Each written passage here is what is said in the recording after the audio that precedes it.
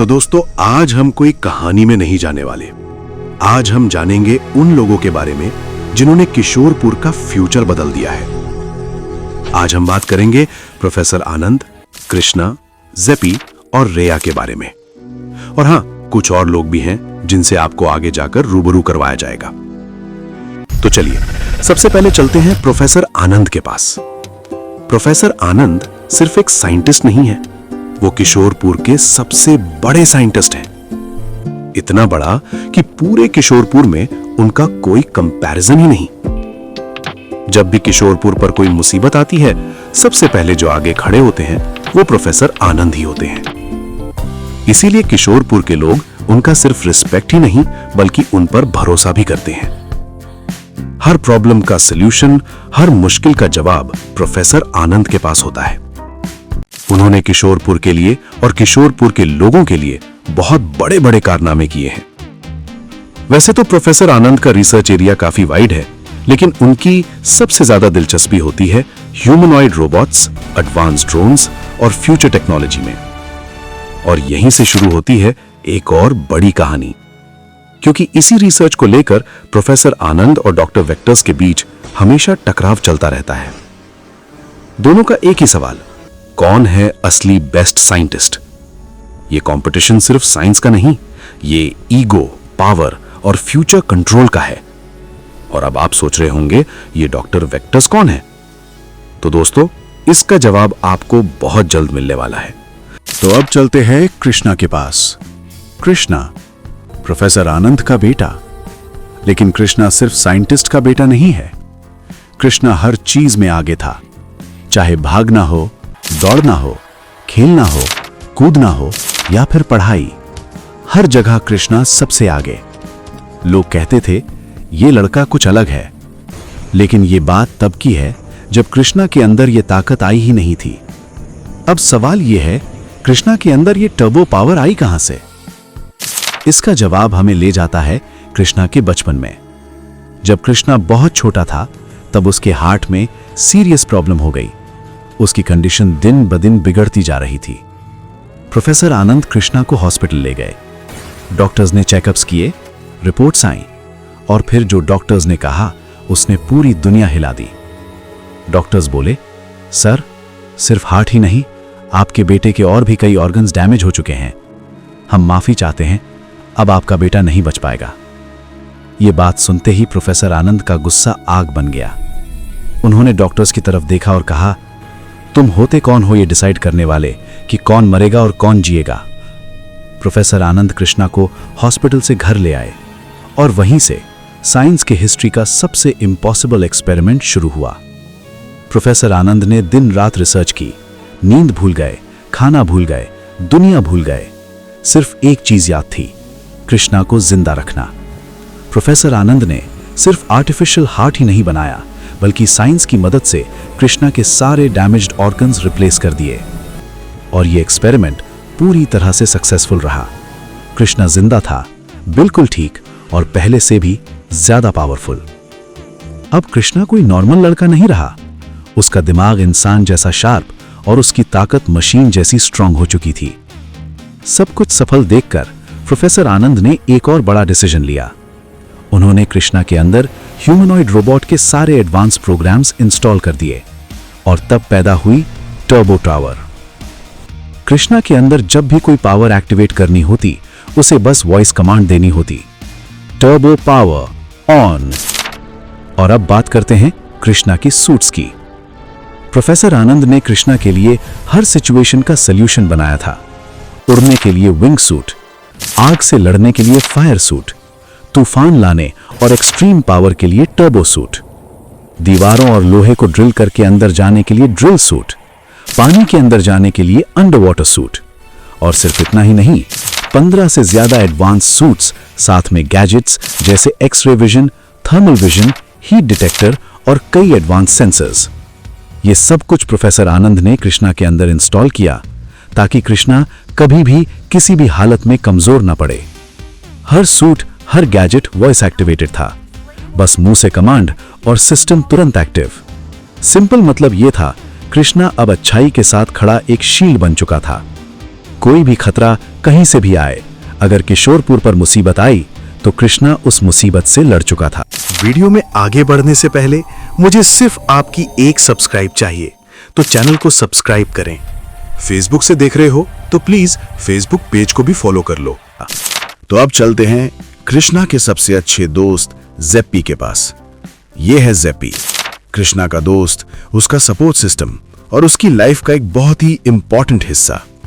ये जेप्पी का घर है, सिंपल सा घर लेकिन प्यार से भरा हुआ। और ये हैं जेप्पी की मम्मी, जो हमेशा जेप्पी का ख्याल रखती हैं, हर वक्त उसके साथ खड़ी रहती हैं। जेप्पी की मम्मी के लिए जेप्पी सिर्फ बेटा नहीं, उसकी पूरी दुनिया है। जेप्पी बचपन से ही बाकी बच्चों से थोड़ा अलग था। जब बाकी बच्चे खिलौने तोड़ते थे, जेप्पी चीजों को समझने की कोशिश करता था। कभी टॉर्च लाइट खोलकर उसकी बैटरी निकाल लेता और उससे छोटा सा विंडमिल बना देता। कभी किसी पुराने गैजेट को तोड़कर उसके पार्ट से कुछ नया बनाने लगता। लोग कहते थे, ये लड़का सिर्फ खेलता नहीं, ये सोचता है। जेप्पी के लिए गैजेट्स सिर्फ मशीन नहीं थे, वो उसके सपने थे। और इसी दौरान जेप्पी की दोस्ती हुई कृष्णा से। धीरे धीरे ये दोस्ती बहुत गहरी दोस्ती बन गई। कृष्णा और जेप्पी सिर्फ दोस्त नहीं थे, एक दूसरे की ताकत बन चुके थे। एक सोचता था तो दूसरा उसे सच करने का तरीका ढूंढता था। किशोरपुर की बात हो या किसी मुसीबत की, ये दोनों हमेशा साथ खड़े रहते थे।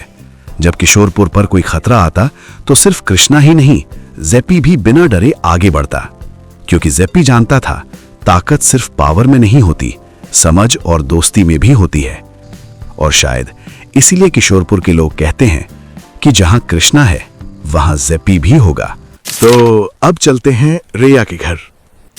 ये रिया का घर है, लेकिन एक बात अजीब सी लग रही है। रिया कहीं दिख नहीं रही। घर शांत है, लेकिन कहीं ना कहीं कुछ चल रहा है। यहां है रिया के पापा, जो बैंक में काम करते हैं। डिसिप्लिन, ऑनेस्टी और रिस्पॉन्सिबिलिटी, ये सब रिया ने अपने पापा से ही सीखा है। और ये है रिया की मम्मी, एक हाउसवाइफ, जो सिर्फ घर ही नहीं पूरे परिवार का ख्याल रखती हैं।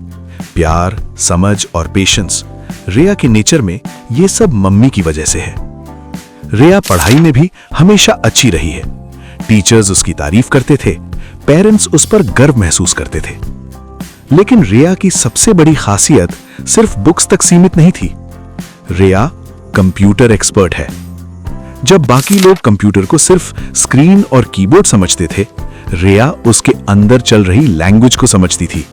पावर ग्रिड सिस्टम्स को एनालाइज करना, सैटेलाइट कम्युनिकेशन को हैंडल करना, सिक्योर नेटवर्क्स को ब्रेक करके उन्हें और ज्यादा स्ट्रांग बनाना, ये सब रिया के लिए नॉर्मल बात थी। और ये टैलेंट रिया ने अकेले नहीं सीखा। रिया ने प्रोफेसर आनंद के साथ रहकर ये सब सीखा था। उनके लैब में रहकर, सिस्टम्स को देखकर, कोड्स को समझकर रिया ने टेक्नोलॉजी को कंट्रोल करना सीख लिया था।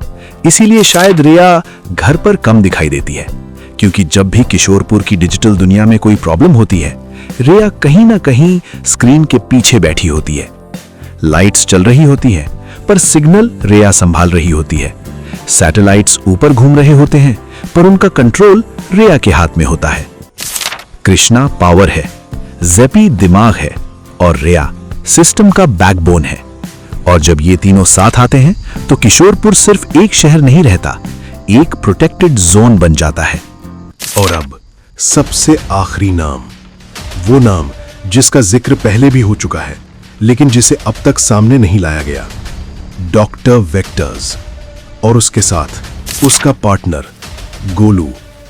ये दोनों रहते हैं किशोरपुर से दूर एक पुरानी बंद पड़ी फैक्ट्री के नीचे। ऊपर से फैक्ट्री बिल्कुल बेजान लगती है, टूटी दीवारें, जंग लगा लोहा और खामोशी। लेकिन इसी फैक्ट्री के नीचे है एक अंडरग्राउंड लैब। अंधेरा, मशीन्स की आवाज, स्क्रीन्स पर चलती हुई प्लानिंग, ये वही जगह है जहां से किशोरपुर की तबाही के प्लान्स बनते हैं। डॉक्टर वेक्टर्स सिर्फ एक साइंटिस्ट नहीं है, वो प्रोफेसर आनंद का सबसे बड़ा राइवल है। जहां प्रोफेसर आनंद साइंस का यूज इंसानी भलाई के लिए करता है, वहीं डॉक्टर वेक्टर्स साइंस को पावर और कंट्रोल का जरिया मानता है।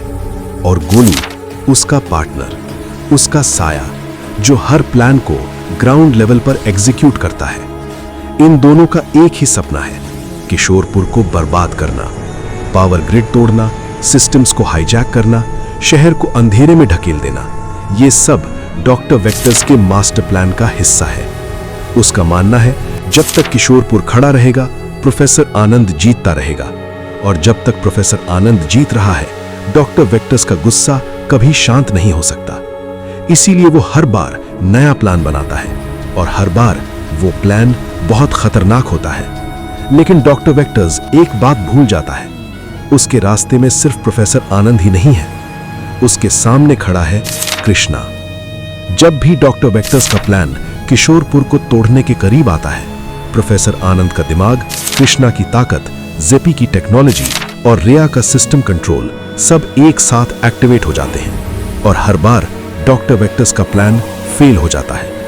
ये हार डॉक्टर वेक्टर्स के लिए सिर्फ डिफीट नहीं होती, ये उसके ईगो पर चोट होती है। इसीलिए वो और ज्यादा डेंजरस होता जा रहा है।